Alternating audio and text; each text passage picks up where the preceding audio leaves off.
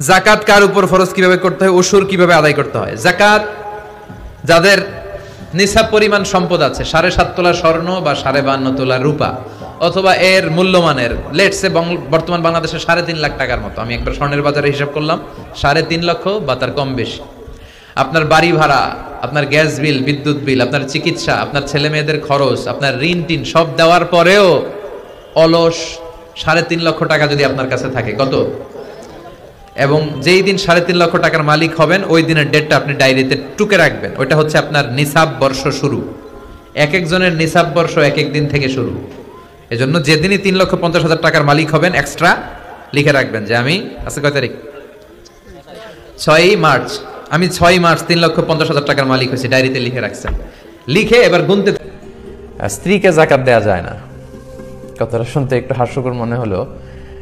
স্বামী কিন্তু তার স্ত্রীকে কখনোই জাকাত দিতে পারবে না, কারণ স্ত্রীর ভরণ পোষণ খরচ এগুলো বহন করা কিন্তু স্বামীর উপর আবশ্যক, তাই স্ত্রীকে জাকাত দেয়া যাবে না। এই সমাজের মধ্যে সাদকাকে জাকাত বলে এই প্রচলিত সমাজে এখন আলেম সমাজ প্রচার করে থাকেন। বর্তমান সময়ে কেন স্বার্থের জন্য সাদকাকে জাকাত হিসেবে প্রচার করা হলো?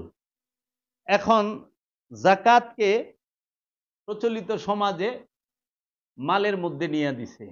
জাকাত কার হয়? জাকাত কি সম্পদের হয় না নফসের হয়? একটা স্থানে বর্তমান সমাজে আমাদের বড়লোক ভাই বোনদেরকে প্রলোভন দেখিয়ে বর্তমান সমাজে জাকাতের অর্থটা প্রতিষ্ঠানে নেওয়া হয়, নইলে মাদ্রাসায়, নইলে মসজিদে। মাদ্রাসায় মসজিদে জাকাত দেওয়ার কথা কোরআনে আল্লাহ বলেন নাই, সাদকাও দেওয়ার কথা কোরআনে বলেন নাই, বলছে এতিমদেরকে দেওয়ার কথা। এতিম সে মানুষ।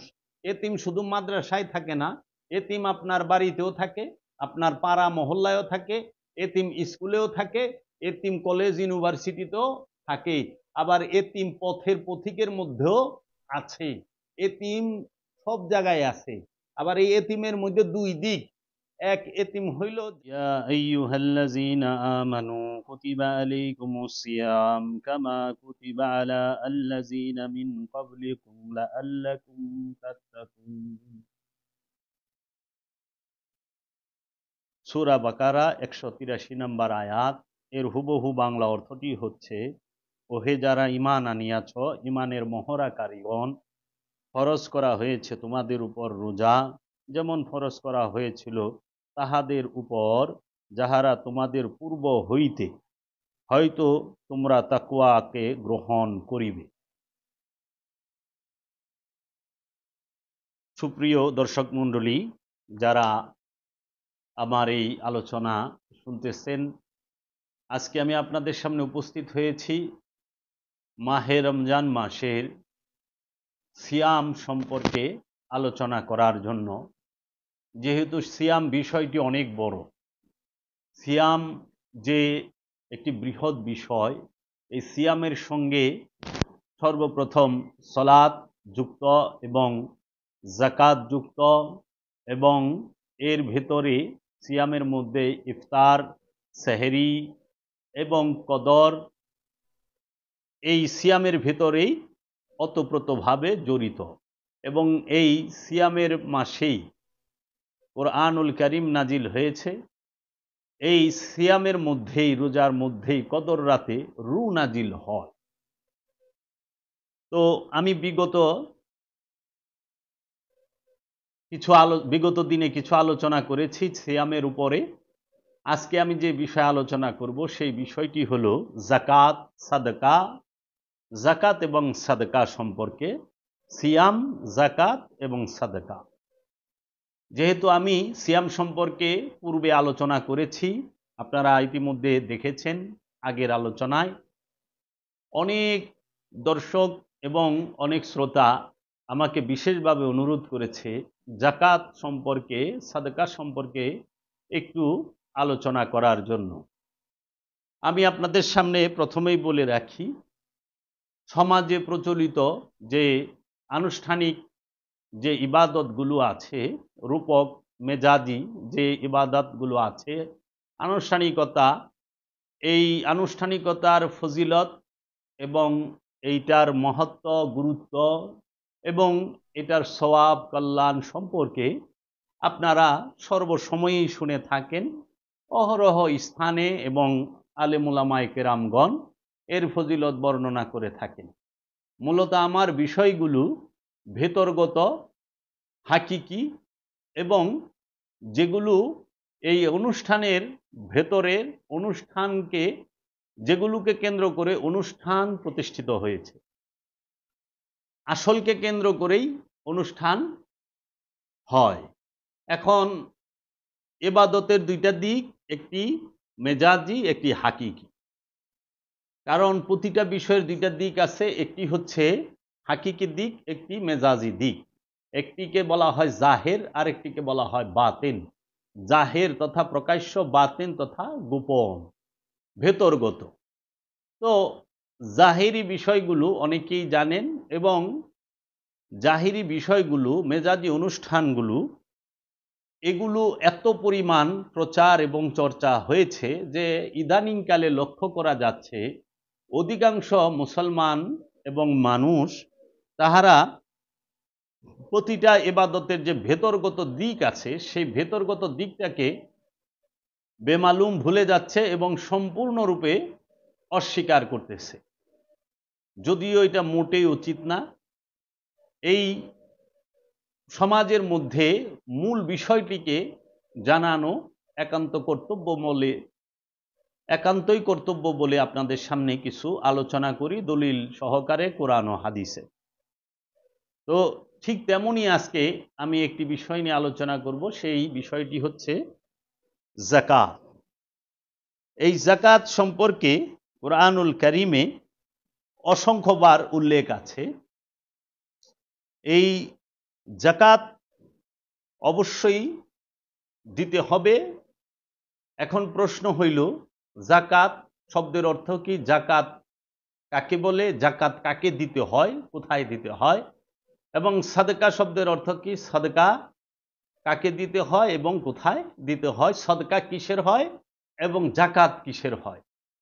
আপনি কিসের যাকাত দিবেন এইটা আগে আপনাকে জানতে হবে।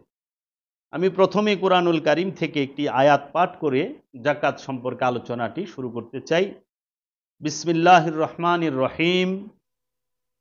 ইন্নামা ওয়ালিয়ুকুমুল্লাহু ওয়া রাসূলুহু ওয়াল্লাযীনা আমানুল্লাযীনা ইউকিমুনাস সালাতা ওয়া ইউতুনাজ যাকাতা ওয়া হুম রাকিউন। নিশ্চয়ই তোমাদের বন্ধু হইলেন আল্লাহ এবং তার রসুল, এবং যাহারা ঈমান আনয়ন করে, যাহারা সালাত কায়েম করে এবং যাকাত আদায় করে, এবং তাহারাই হইল রুকুকারী।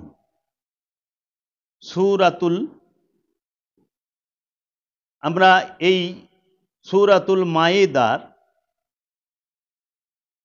৫৫ নম্বর আয়াত কুরআনুল কারীমে আপনারা খুলে দেখতে পারেন। এখানে রব্বুল আলামিন স্পষ্ট করে বলেছেন, ইন্নামা ওয়ালিয়ুকুমুল্লাহ ওয়া রাসূলুহু ওয়াল্লাযীনা আমানুল্লাযীনা ইউকিমুনাস সালাতা ওয়া ইউতুনাজ যাকাতা ওয়া হুম রাকিউন। গ্যারান্টি সহকারে বলা হয়েছে, নিশ্চয়ই তোমাদের বন্ধু হইলেন আল্লাহ এবং তাহার রসুল। আল্লাহ এবং রসুল আমানুদের বন্ধু, মুমিনের বন্ধু।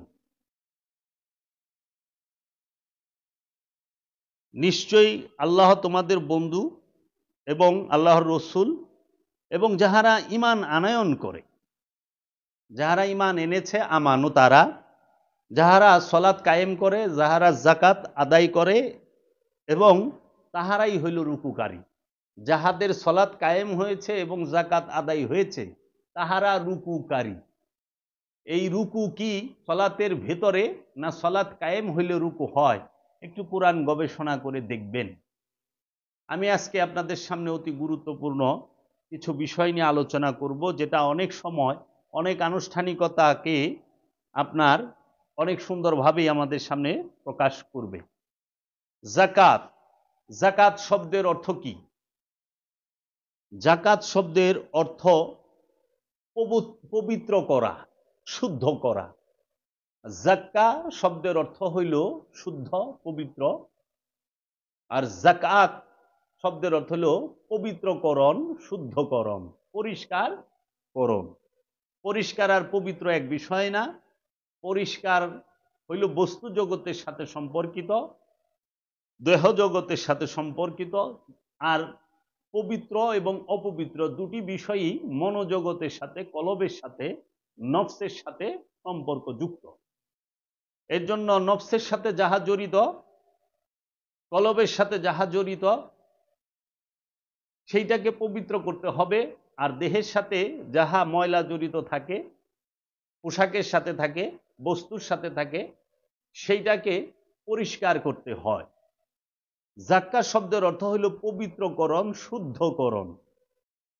জাকাত শব্দটি পবিত্রকরণ, এই শুদ্ধকরণ থেকেই, শব্দ থেকেই, জাক্কাত শব্দ থেকেই এসেছে। জাকাত মানুষের মনের ব্যাপার। জাকাত অর্থ মনের সক্রিয়তার উৎসর্গ। জাকাত মানুষের মনের ব্যাপার। জাকাত অর্থ মনের সক্রিয়তার উৎসর্গ। কৃপণের মতো আমিত্ব দ্বারা সকল বস্তু মনের মধ্যে আঁকড়াইয়া রাখিলে তাহা মনের জন্য অপবিত্র হইয়া যায়। মনের লালসা হইতে ইহাকে ত্যাগ করিয়া উপভোগ করিতে হয়।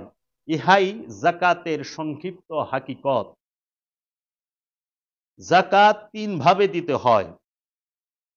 দেহের জাকাত দিতে হয়, পান ও আহারের জাকাত দিতে হয়,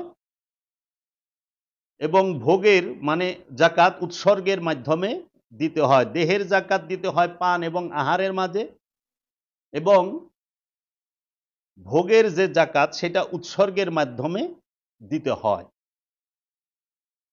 মনের জাকাত দিতে হয় বা নফসের জাকাত দিতে হয়। নফসের সাথে মিশে থাকা যে আমিত্বের উৎসর্গের মাধ্যমে ধন সম্পদ, মনের জাকাত দিতে হয় বা নফসের জাকাত দিতে হয়। নফসের সাথে মিশে থাকা যে আমিত্ব, তাহার উৎসর্গের মাধ্যমে। মনের সাথে মিশে থাকা আমিত্বের উৎসর্গের মাধ্যমে নফসের জাকাত দিতে হয়। আর দেহের জাকাত মানুষ দেয় পান এবং আহার ও ভোগের উৎসর্গের মাধ্যমে। পান, আহার এবং ভোগের উৎসর্গের মাধ্যমে হয় দেহের জাকাত। কারণ পান করা হয় দেহের জন্য, আহারও করা হয় দেহের জন্য, দেহকে সাস্টেইন করার জন্য।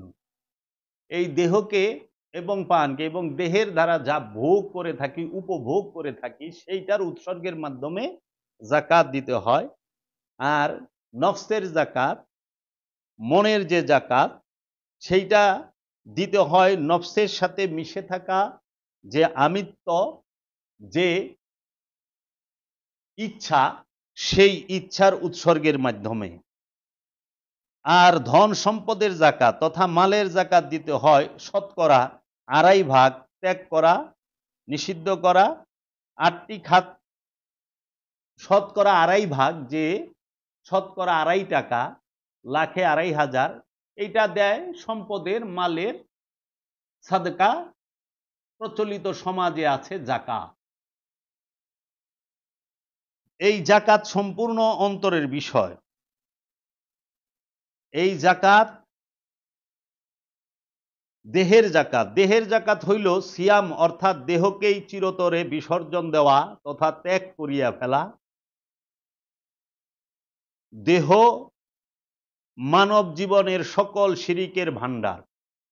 এই দেহটা মানব জীবনের সকল শিরিকের ভান্ডার। বিগত সকল জীবনের বিষয়বস্তু, চাহিদা সমূহ ফলশ্রুতি হইল এই দেহ।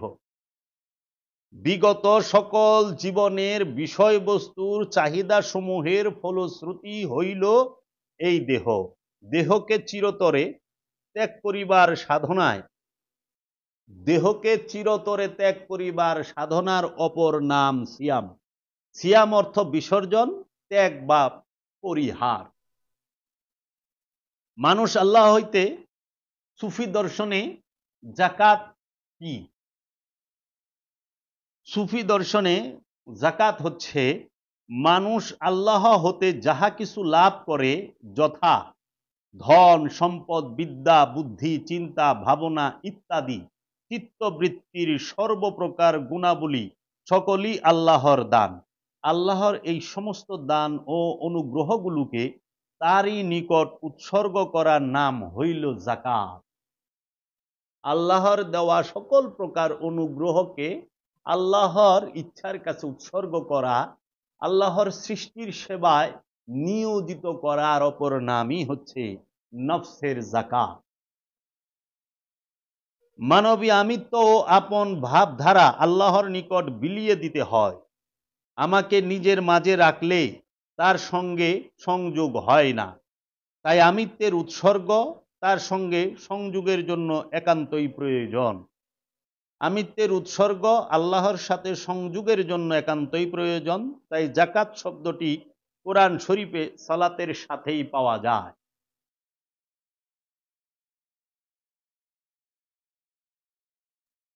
এখন আমরা যদি এই যাকাত সম্পর্কে একটু কোরআন দর্শনে দেখি, আমরা অনেক কিছুই দেখতে পাব। এই যাকাত সম্পর্কে কোরআনিক অর্থ কি? যাকাতের কোরআনিক অর্থ কি? প্রশ্ন। প্রত্যেক নবী যদি যাকাত দিয়ে থাকেন এবং যাকাতের অর্থ যদি মাল ও 2.5 টাকা হয়, তবে প্রথম মানব হযরত আদম আলাইহিস সালাতু ওয়াস সালাম কাকে যাকাত দিলেন? বিবেকে আর ফাঁকি না দিয়ে এই প্রশ্নটির উত্তর দেবেন কি? আমাদের সমাজে যাকাত যে শব্দটি প্রচলিত হয়েছে যাকাত সম্পর্কে, সেই যাকাতের যে আয়াত, সেইগুলো যাকাতের বেলায় ব্যবহার করে নাই। সাদকার আয়াতকে যাকাত হিসেবে সমাজে প্রচার করা হয়েছে। দেখুন, কোরআনে সাদকার কথা আছে, যাকাতের কথা আছে। যাকাত দিতে হবে, যাকাত দেওয়া ফরজ, ঠিক তেমনি সাদকা করতে হবে, সাদকা করো আল্লাহর হুকুম। এখন যাকাত কি মালের হয়? না, মালের যাকাত হয় না। মাল দিয়ে দেওয়া যায় সাদকা, টাকা দিয়ে টাকার যাকাত হয় না, টাকার হয় সাদকা। স্বর্ণ রূপার যাকাত হয় না, স্বর্ণ রূপার দিতে হয় সাদকা। সম্পদের যাকাত হয় না, সম্পদের দিতে হয় সাদকা। এই সাদকাকেই আমাদের সমাজে অজ্ঞাত কারণে, স্বার্থের কারণে সাদকাকে যাকাতের সাথে যুক্ত করে দেওয়া হয়েছে। এই সমাজের মধ্যে সাদকাকে যাকাত বলে এই প্রচলিত সমাজে এখন আলেম সমাজ প্রচার করে থাকেন। বর্তমান সময়ে কেন স্বার্থের জন্য সাদকাকে যাকাত হিসেবে প্রচার করা হলো? আমি দর্শকদের উদ্দেশ্যে বলতেছি, আপনারা যদি যাকাত সম্পর্কে জানতে চান, যদি গুগলেও আপনারা সার্চ করেন কিংবা কোনো যাকাত সম্পর্কে বই পড়তে যান আলেম উলামায়ে কেরামের লিখিত, তখন দেখবেন তারা সর্বপ্রথমই সাদকার 2টি আয়াত এনে যাকাতের প্রথমে বসাই দিছে। তার একটি আয়াত হচ্ছে যে সূরা তওবার 60 নম্বর আয়াত, একটু খুলে পড়ে দেখেন। এইটাকে সর্বপ্রথম সাদকার সাথে যুক্ত করা হয়েছে। আপনারা যদি খেয়াল করেন, এই যাকাত সম্পর্কে কোরআনুল মাজিদে যতটি আয়াত আসছে, এই আয়াতগুলো বেশিরভাগই সলাতের সাথে যুক্ত। কিরকম? সূরা বাকারায় যদি খেয়াল করেন, আল্লাহ বলতেছেন, ইয়া আইয়ুহাল্লাযীনা আমানু আলাইকুম ইয়া আইয়ুহাল্লাযীনা আমানু ওয়া আকিমুস সালাত ওয়া আতুজ যাকাত ওয়া আকরিদুল্লাহা কারদান হাসানা। যে হে আমানু, তোমরা সালাত কায়েম করো, যাকাত আদায় করো এবং আমাকে উত্তম কর্জ দাও। আল্লাহকে উত্তম কর্জ দিতে বলা হয়েছে। এই যাকাত শব্দটি কোরআনের মাঝে প্রায় 36 বারের মতো এসেছে। এই কুরআনুল কারীমের মধ্যে জাকাত শব্দটি বেশিরভাগ সময়েই সলাতের সাথেই এসেছে। আকিমুস সালাত ওয়া আতু জাকাত, সলাত কায়েম করো মানে সংযোগ যোগাযোগ প্রচেষ্টা করো এবং জাকাত দাও। এই সংযোগ যোগাযোগ প্রচেষ্টা করেই তুমি তোমার নফসকে জাক্কা করো, শুদ্ধ করো উৎসর্গের মাধ্যমে। আত্ম যে আমিত্ব, নিজের মধ্যে যে আমিত্ব, সে আমিত্বকে স্বেচ্ছা উৎসর্গের মাধ্যমে তুমি জাকাত আদায় করো। এখন জাকাতকে প্রচলিত সমাজে মালের মধ্যে নিয়ে দিছে। জাকাত কার হয়? জাকাত কি সম্পদের হয় না নফসের হয়? কারণ আল্লাহ তো কাহুকেও, আল্লাহ রব্বুল আলামিন মানুষের জন্য স্বর্ণের গহনা তৈরি করে নাই, রূপার গহনা তৈরি করে নাই। আল্লাহ রব্বুল আলামিন নিজে স্বর্ণের গহনা তৈরি করে মানুষকে দেয় নাই, রূপার গহনা তৈরি করে মানুষকে দেয় নাই। আল্লাহ রব্বুল আলামিন নিজ হাতে মানুষকে সয় সম্পদ চুরি ডাকাতির মাধ্যমে জমা করার জন্য বলে নাই। কিন্তু আল্লাহ রব্বুল আলামিন নিজেই আমাদের এই নফসকে সৃষ্টি করেছেন এবং এই দেহের মধ্যে সেট করে দিয়েছেন, এবং এই নফসের সাথে ইচ্ছা নামক প্রবৃত্তি, যেটাকে হাওয়া বলা হয় কোরআনের ভাষায়, এই হাওয়া এইটাকে দিয়া দিছে আপন প্রবৃত্তি, ইচ্ছা। সেটাকে পরীক্ষা করার জন্য প্রাণের সাথে দিয়া দিছে, যেই প্রাণের সাথে ইচ্ছা শক্তিটা, সীমিত স্বাধীন ইচ্ছা শক্তিটা অন্য কোনো প্রাণী, কোনো পশু পাখির মধ্যে দেওয়া হয় নাই। অন্য সমস্ত প্রাণীর মধ্যে, পশু পাখির মধ্যে, জীবের মধ্যে প্রাণ দেওয়া হয়েছে তথা নফস দেওয়া হয়েছে, কিন্তু প্রবৃত্তি দেওয়া হয় নাই, ইচ্ছা দেওয়া হয় নাই। Limited free will and choice, সীমিত স্বাধীন ইচ্ছা শক্তিটি কোনো প্রাণীকেই দেওয়া হয় নাই, শুধু জিন আর ইনসানকে দেওয়া হয়েছে। এই সীমিত স্বাধীন ইচ্ছা শক্তিটুকু দেওয়ার কারণেই এই পৃথিবীর বুকে জিন ইনসানকেই, বিশেষ করে আমানুকে সলাত কায়েম করতে বলতেছে, সিয়াম পালন করতে বলতেছে, হজ করতে বলতেছে, জাকাত দিতে বলতেছে, কুরবানি করতে বলতেছে। কেন? ওই যে সীমিত স্বাধীন ইচ্ছা শক্তিটুকু যেন সে নিজের ইচ্ছাই আল্লাহর কাছে উৎসর্গ করে, আল্লাহর ইচ্ছার কাছে অর্পণ করে, আল্লাহর ইচ্ছার কাছে উৎসর্গ করে। তার জন্য রব্বুল আলামিন বলে দিয়েছেন দুইটি রাস্তা, একটি ভালো, একটি মন্দ। যদি তুমি ভালো আমল করো এবং ঈমান আনো, আল্লাহর মধ্যে সেজদায় রত হও, নফসকে পবিত্র করো, তাহলে তোমাকে জান্নাত দেওয়া হবে। জাহান্নামে ফেলে দেওয়া হবে যদি তুমি অপকর্ম করো, অসৎকর্ম করো। এই দুইটি বিষয় আল্লাহ রব্বুল আলামিন বলে দিলেন।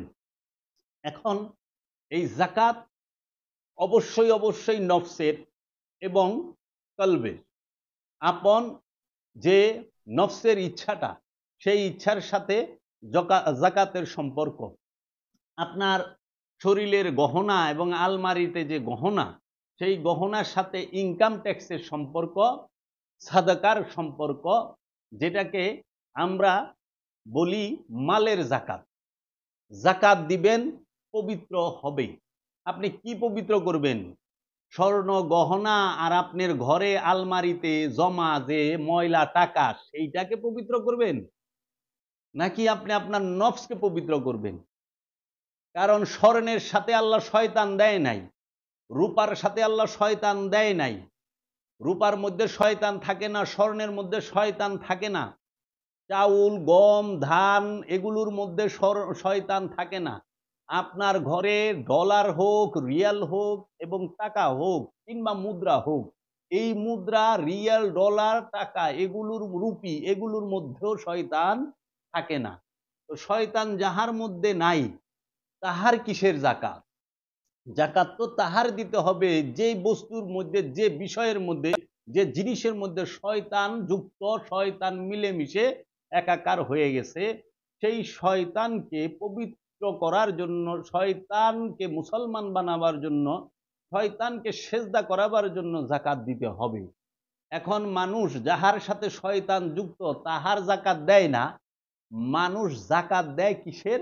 যার সাথে শয়তান নাই তার, যে বিষয়বস্তুর সাথে শয়তান থাকে না তার সদকা হয়। স্বর্ণের সদকা দিবেন, স্বর্ণ পবিত্র থাকবে, ভালো থাকবে। আপনি রূপার সাদকা দিবেন, সম্পদের সাদকা দিবেন, এবং আপনি জিনিসপত্রের সাদকা দিবেন। এই সাদকা দেওয়ার সুনির্দিষ্ট স্থান আল্লাহ কুরআনুল কারীমে উল্লেখ করে দিয়েছেন। সূরা তৌবার ৬০ নম্বর আয়াত। আল্লাহ রাব্বুল আলামিন বলেছেন,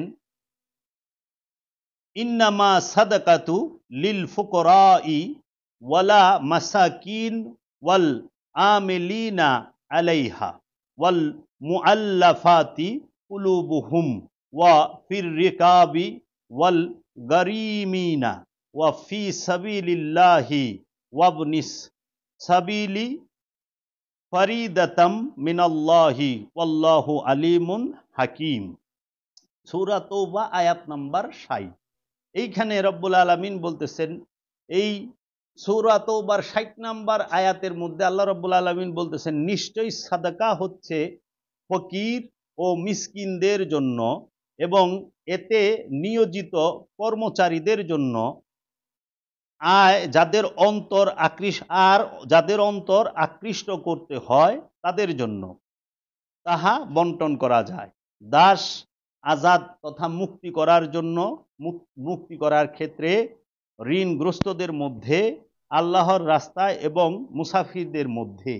এটি আল্লাহর পক্ষ থেকে বিধান, এটি আল্লাহর পক্ষ থেকে নির্ধারিত, আর আল্লাহ মহাজ্ঞানী প্রজ্ঞাময়। সাদকা মানুষকে দিতে হয়, আল্লাহকে নয়, আর যাকাত আল্লাহকে দিতে হয়, মানুষকে নয়। আপনি দেখুন, এই যে সূরা তৌবার ৬০ নাম্বার আয়াত, এই আয়াত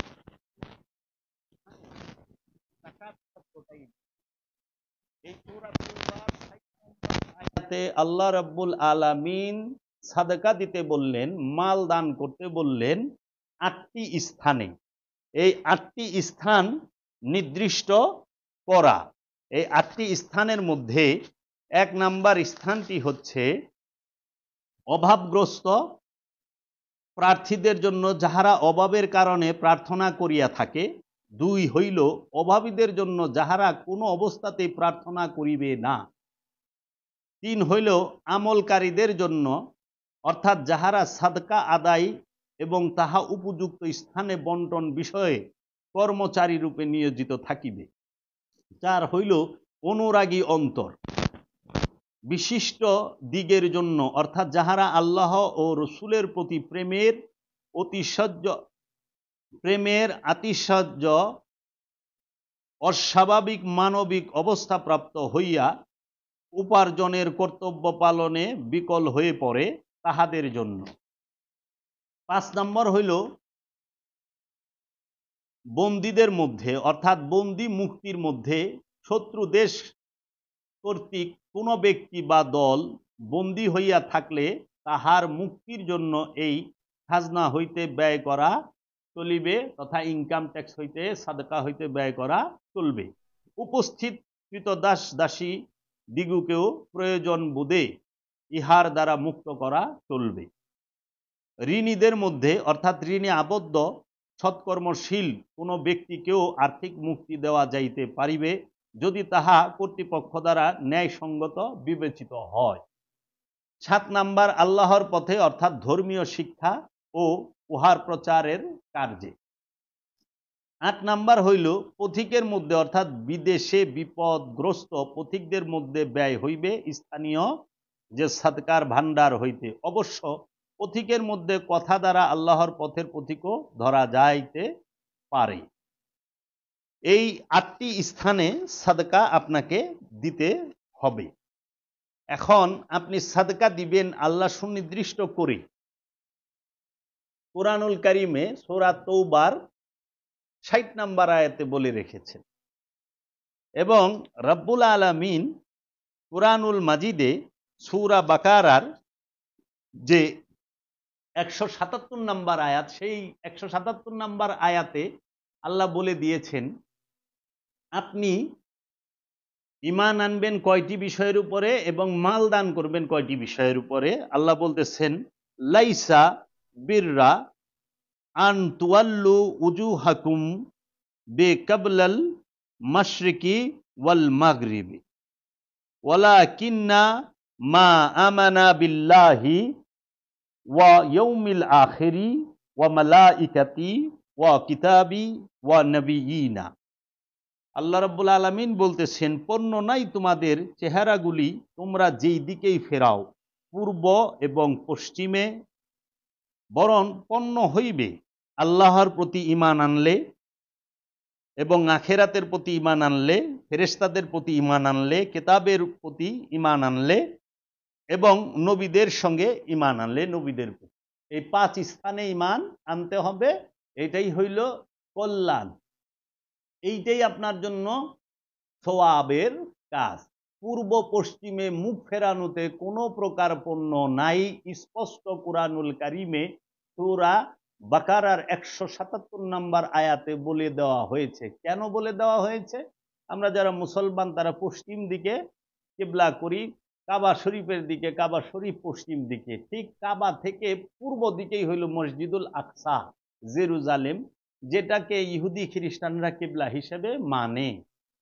এবং পূর্বেও আমাদের প্রথম কেবলা ছিল মসজিদুল আকসা এবং দ্বিতীয় কেবলা এবং বর্তমান কেবলা হচ্ছে মসজিদুল হেরেম। তো এই পূর্ব এবং পশ্চিম দিকে মুখ ফেরানোতে পণ্য নাই, পণ্য আছে 5টি বিষয়ের উপরে যদি আপনি ঈমান আনেন। এবং ওয়া আতাল মালা আলা হুব্বিহি, এবং দান করো মাল সম্পদ উপরে তাহার প্রেমের, তাহার ভালোবাসায়। আল্লাহর প্রেমে ভালোবাসায় মাল দান করতে বলেছে। দেখুন কয়টা স্থানে আল্লাহ বলছেন তোমরা মাল দান করো আল্লাহর মহব্বতে। এইখানে আল্লাহ রব্বুল আলামিন বলতেছেন জাউইল, অর্থাৎ ওয়ালাগন, নিকটওয়ালাগণ, জাউইল কুরবা অর্থাৎ নিকটওয়ালাগণদের, ওয়া ইয়াতিমা ইয়াতিমদের, ওয়া মাসাকিনা মিসকিনদের, ওয়া আবনা সাবিল অর্থাৎ পথের পথিকদেরকে, ওয়া সাইলিনা সাহায্য প্রার্থীদেরকে, ওয়া ফারিকি ওয়া ফির রিকাবি দাস মুক্তি মধ্যে, বন্দীদের মুক্তির মধ্যে। 6টা স্থানে আপনারা কোথায় মাল দান করবেন? 6 স্থানে আল্লাহ বলে দিতেছে। এবং মাল দান করো আল্লাহর ভালোবাসার উপরে, নিকটওয়ালাদের মধ্যে এবং এতিমদেরকে এবং মিসকিনদেরকে এবং পথের পথিককে এবং যাহারা সাহায্য চায় তাহাদেরকে এবং বন্দীদেরকে। তারপরেই বলতেছেন ওয়া আকিমুস সালাত ওয়া আতুজ যাকাত, এবং সালাত কায়েম করো এবং যাকাত আদায় করো। তারপর বলতেছে ওয়া মুফুনা, এবং ওয়াদা পূর্ণ করো, বে আহাদি ওয়াদা পূর্ণ করো, মিন তাহাদের, ইজা যখন আহাদু ওয়াদা করে, এবং দরিদ্রদের মধ্যে ধৈর্য ধারণ করে এবং মুসিবতের মধ্যে এবং দারিদ্র্যের মধ্যে ধৈর্য ধারণ করে এবং মুসিবতের মধ্যে এবং যুদ্ধের মধ্যে। ওহারাই তাহারা যাহারা সত্যবাদী এবং ওহারাই তাহারা যাহারা মুত্তাকি। তাহলে মুত্তাকির সংজ্ঞা আমরা পাইলাম। মুত্তাকি কারা? যারা আল্লাহতে ঈমান আনে এবং কেতাবের উপরে ঈমান আনে, আখেরাতের উপরে ঈমান আনে, ফেরেশতাদের উপর ঈমান আনে, নবীগণদের উপর ঈমান আনে এবং আল্লাহর মহব্বতে 6 স্থানে মাল দান করে, নিকটওয়ালাদের প্রতি, এতিমদের প্রতি, মিসকিনদের প্রতি, পথের পথিকদের প্রতি এবং যাহারা সাহায্য প্রার্থী তাদের প্রতি এবং বন্দীদের প্রতি, এবং সালাত কায়েম করে, যাকাত আদায় করে এবং ওয়াদা পূর্ণ করে তাহাদের, যাহারা তাদের সাথে ওয়াদা করেছে, এবং দারিদ্রতার মধ্যে ধৈর্য ধারণ করে এবং মুসিবতের মধ্যে এবং যুদ্ধের মধ্যে ধৈর্য ধারণ করে, তাহারাই সত্যবাদী এবং মুত্তাকি। আমরা মুত্তাকির পরিচয় পাইলাম। মুত্তাকির গুণগুলো স্পষ্ট বলে দেওয়া হইল।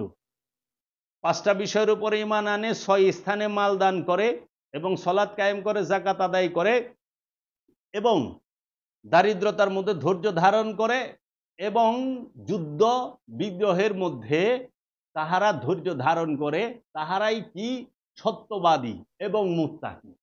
এই যে মুত্তাকির গুণ, মুত্তাকির গুণ এইখানে খুঁজা বাইর করবেন।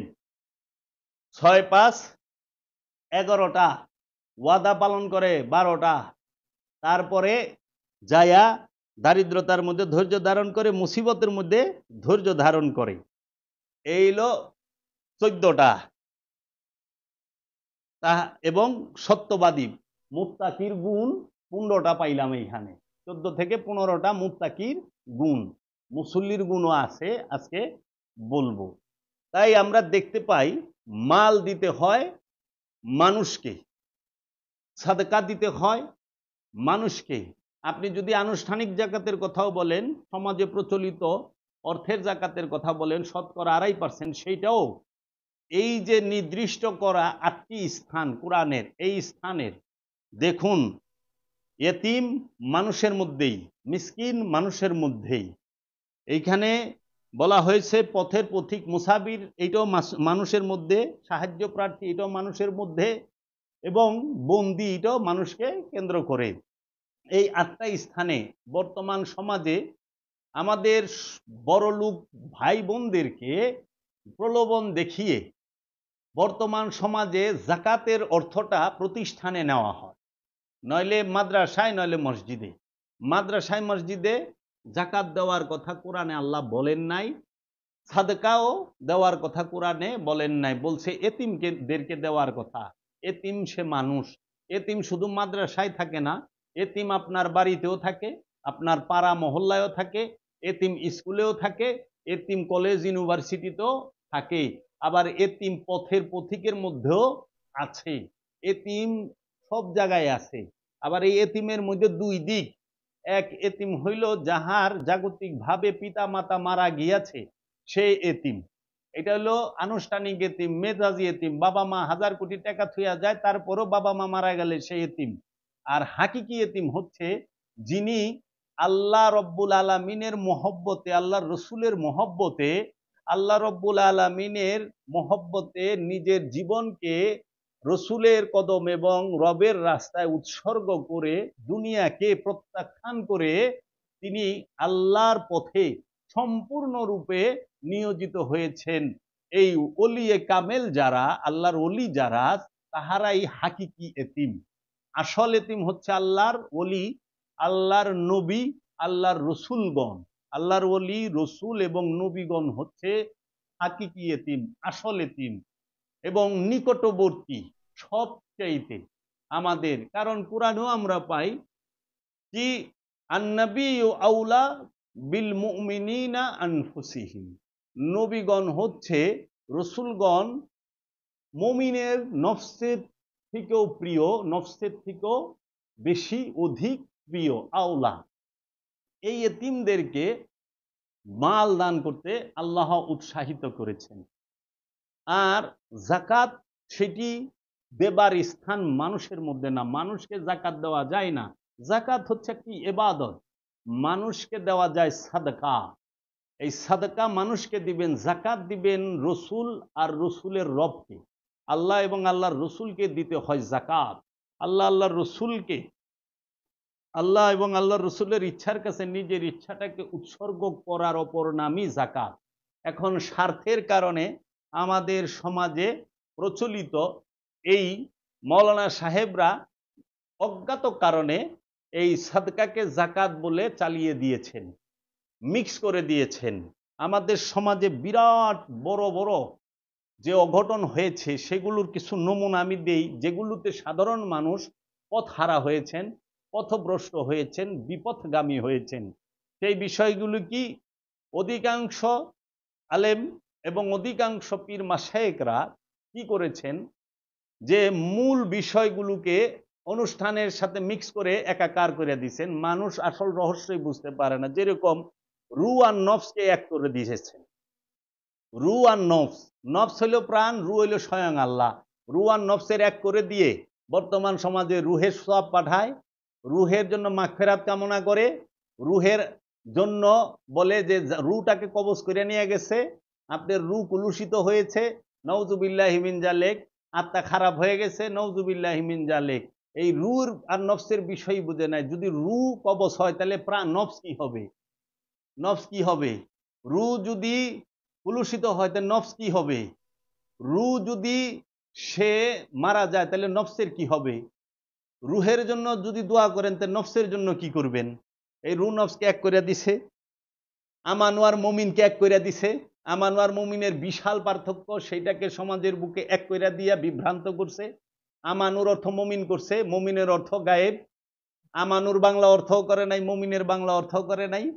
ঠিক এই রকম নবী এবং রসুলকে এক করে দিছে, কোরআন ও কেতাবকে এক করে দিছে, ওয়াহেদ ও আহাদকে এক করে দিছে, জিন আর শয়তানরে এক করে দিছে সমাজে, যার জন্য মানুষ বিভ্রান্ত। জিন আর শয়তান দুইটারে ধুমছে বকে, কারে বকন লাগবো কারে বকন লাগবো না এইটাই বুঝে না।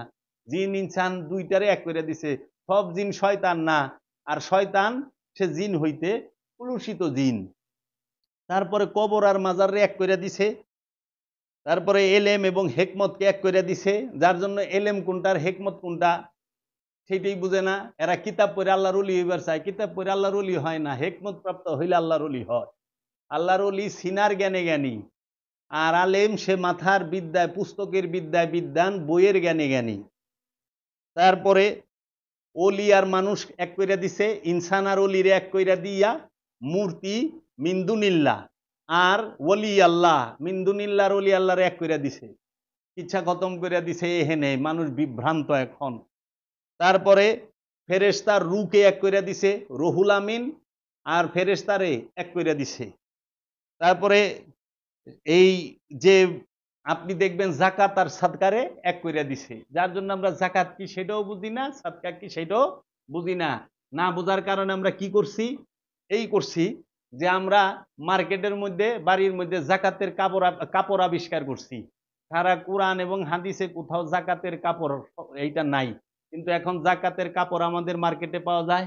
জাকাতের লুঙ্গি আবিষ্কার করছি আমরা, আমরা জাকাতের পাঞ্জাবি আবিষ্কার করছি, হ্যাঁ, আমরা জাকাতের টাকা আবিষ্কার করছি।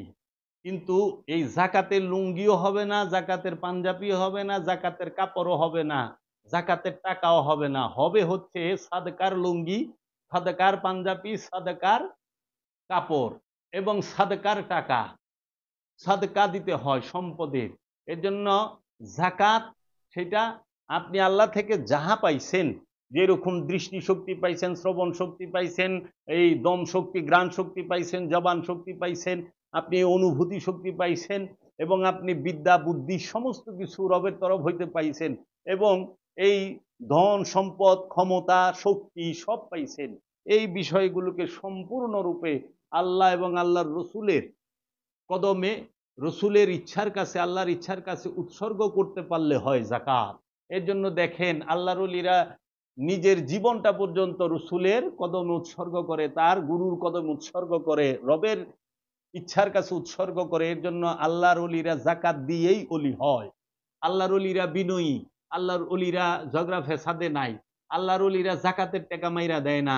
এমনও তো কেস বাইরাইছে আমাদের দেশে, জাকাতের টাকা মাইরা দিছে, জাকাতের টাকা মাইরা দেয়। আপনি 1 লক্ষ টাকা মাদ্রাসায় এতিমের দিবেন নিলেন, দিচ্ছেন মাদ্রাসায় একজনকে, যে হয়তো প্রিন্সিপাল সাহেব, ভাইস প্রিন্সিপাল সাহেবরে দিলেন, সব মাদ্রাসায় না, অধিকাংশ মাদ্রাসায়। উনি কি করলো, 1 লাখের মধ্যে 1-2 হাজার বিলাইলো, আর বাকি 98,000 পকেটে করে বাইত লয়ে যাইয়া জায়গা কিনার ফন্দি, বাড়ি করার ফন্দি। এই তো হচ্ছে সমাজে, এতিম এতিমই রয়ে যাইতেছে, আর যে টাকা উঠাইবার লইছে রিসিট দিয়া, তার বাড়ি গাড়ি সব হচ্ছে। আপনি খোঁজ লইয়া দেখেন, আমরা দেখেই কথা বলি। এর জন্য এতিমকে যদি দেন, এতিমের হাতে দিবেন সাদকার টাকাটা। আপনি যদি একটা স্কুলে বলেন, মাদ্রাসায় বলেন, 100 জন এতিম থাকে, দাঁড় করান সবাই লাইন ধরে, আপনি নিজ হাতে 1 লক্ষ টাকা দিতে হইলে 1000 করে দেন, 2 লক্ষ দিতে হইলে 2000 করে দেন, নিজ হাতে যার যার হাতে দিয়ে আইবেন, একজনের হাতে দিয়েন না। দিলে পরে ওনাদের হাতে টাকা পয়সা হয়, পরে খালি এরা কুদাকুদি করে, মারামারি করে। এই যে দেখবেন এই জাকাতের টাকা জমা করে এখন ওলি আল্লাহ দরবার চ্যালেঞ্জ করে, ভাঙচুরে খরচ করে। আপনি চাইয়া দেখবেন, এই যে বর্তমানে যে মাজারে হামলা হচ্ছে, এর পিছনে জাকাতের টাকা অনেক ভূমিকা আছে। তাই আমি আপনাদেরকে অনুরোধ করি, আপনারা কখনোই কোনো প্রতিষ্ঠানকে জাকাতের অর্থ দিবেন না। জাকাতের অর্থ দিবেন আপনারা এতিমদের হাতে, মিসকিনদের হাতে, সাহায্য প্রার্থীর হাতে, বন্দীদের হাতে, আত্মীয় স্বজনের মধ্যে যদি কেউ দরিদ্র থাকে তাকে। এবং যদি আপনার নিকটে কোনো প্রকার সাধু কিংবা মুসল্লি যে মুরাকাবা মুশাহেদায় লিপ্ত, দিনের কাজে লিপ্ত, তাকে আপনি দিতে পারেন, যেটা মানবের কল্যাণ হবে, সৃষ্টির কল্যাণ হবে, মানব জাতির কল্যাণ হবে সেইখানে।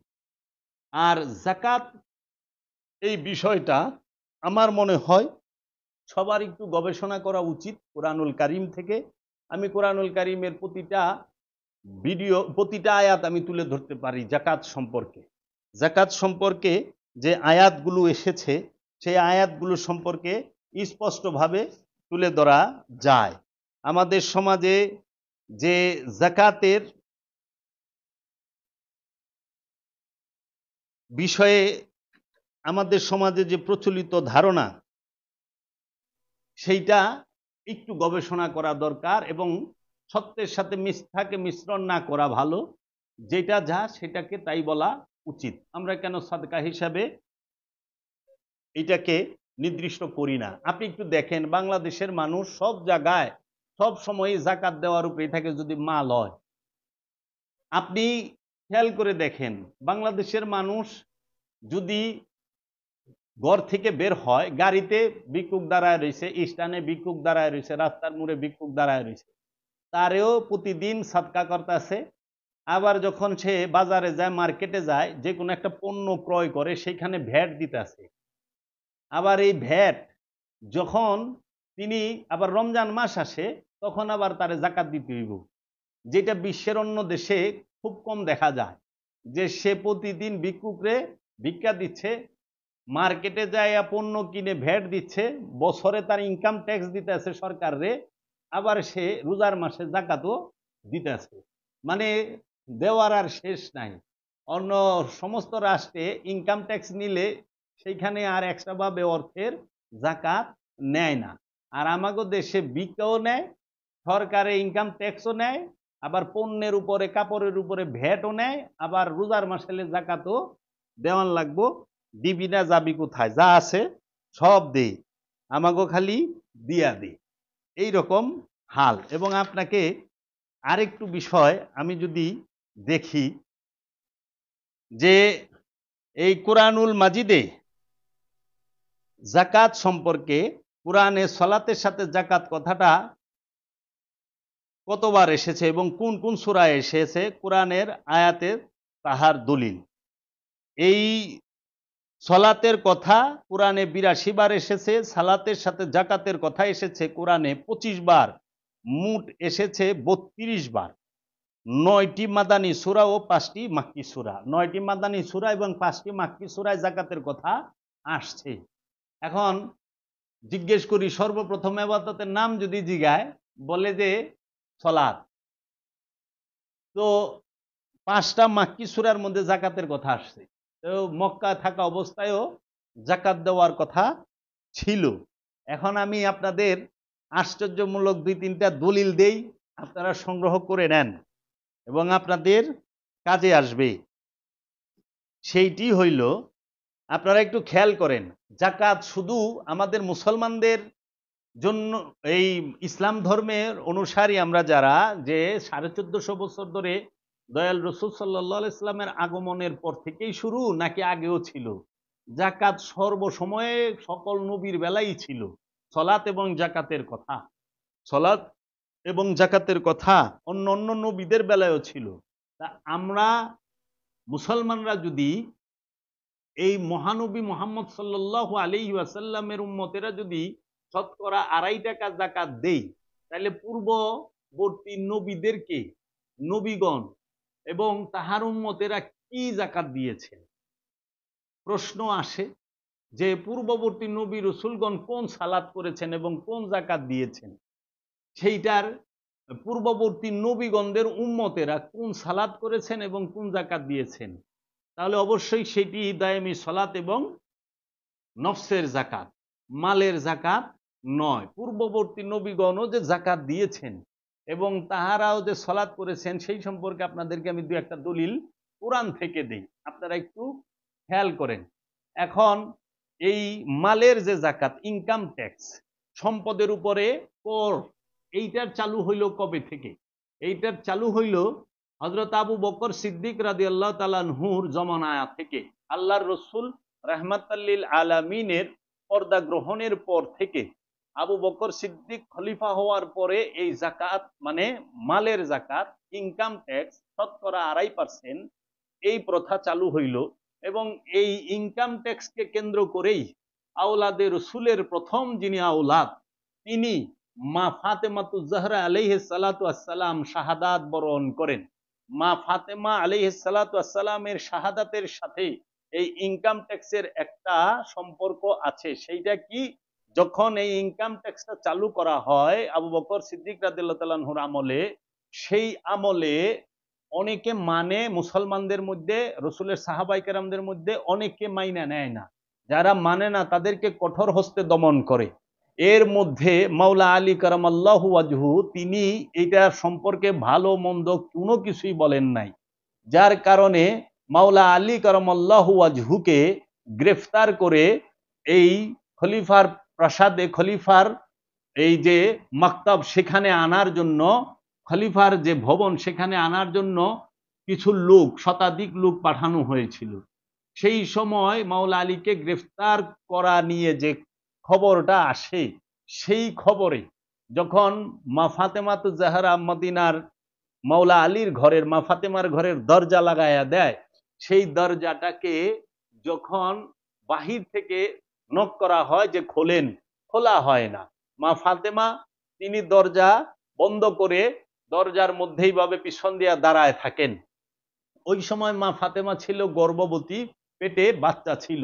সেই মা ফাতেমা বলেছেন আমার সামনে থেকে মাওলা আলীকে কেউ গ্রেফতার করে নিয়ে যেতে পারবে না। তখন মা ফাতেমার ঘরের দরজার মধ্যে আগুন দেওয়া হয়, আমরা ইতিহাস এবং ঘটনা থেকে জানতে পারি।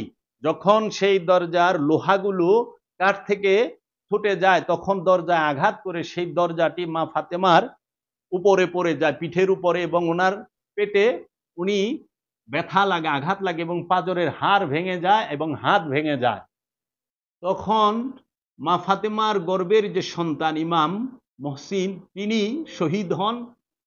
মা ফাতেমা অসুস্থ হয়ে ব্লিডিং হইতে হইতে তিনি এই রমজানের মধ্যে, বলা হয় 3 রমজানে তিনি শাহাদাত বরণ করেন। মাওলা আলীকে যখন নিয়ে টানা হেসরা হয় তখন আঘাত লাগে। আমরা ঘটনা থেকে এই মা ফাতেমার শাহাদাতের যে ঘটনা আমরা শুনে আসি, সে তার সাথে এই ইনকাম ট্যাক্সের একটা সম্পর্ক আছে, আমরা এটা শুনে থাকি। তো এই ইনকাম ট্যাক্স শতকরা 2.5%, এটা মা ফাতেমা, হযরত আবু বকর সিদ্দিকের জমানা থেকে চালু হয়। আর যাকাত এই বিষয়টি এবং সলাত এই বিষয়টি পূর্ববর্তী নবীদের থেকেও চালু হয়। এখন আপনারা যদি একটু খেয়াল করেন, সূরাতুল মারিয়াম, সূরাতুল মারিয়ামের 55 নম্বর আয়াত যদি আপনারা একটু খেয়াল করেন, দর্শক মণ্ডলী আপনারা কোরআনের অ্যাপস খুলে দেখতে পারেন। এইখানে বলা হচ্ছে, এবং তিনি ছিলেন আল্লাহর পরিবারবর্গের প্রতি তিনি ছিলেন তাহার পরিবারবর্গের প্রতি আদেশকারী সলাত এবং জাকাতের সাথে, এবং তিনি ছিলেন তাহার রবের নিকট প্রিয় ভাজন। আপনারা যদি সূরা মারিয়ামের 54 নম্বর আয়াতটা পড়েন, ওইখানে আছে ওয়াজকুরু ফিল কিতাবে ইসমাঈলা ইন্নাহু কানা সাদিকাল ওয়াদি ওয়া কানা রাসূলান নাবিয়্যান, এবং জিকির করুন, স্মরণ করুন আপনার কেতাবের মধ্যে ইসমাঈলকে, নিশ্চয়ই তিনি ছিলেন প্রতিশ্রুতিতে সত্যশ্রয়ী এবং তিনি ছিলেন রসুল নবী।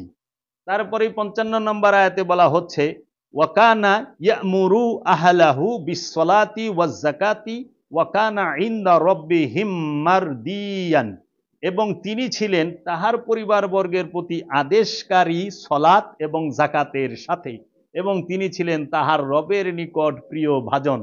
খেয়াল করুন, সূরা মরিয়মের 54 এবং 55 নম্বর আয়াতে ইসমাঈল আলাইহিস সালাতু ওয়াস সালাম তার পরিবারবর্গকে সলাত এবং যাকাতের আদেশ দিচ্ছেন।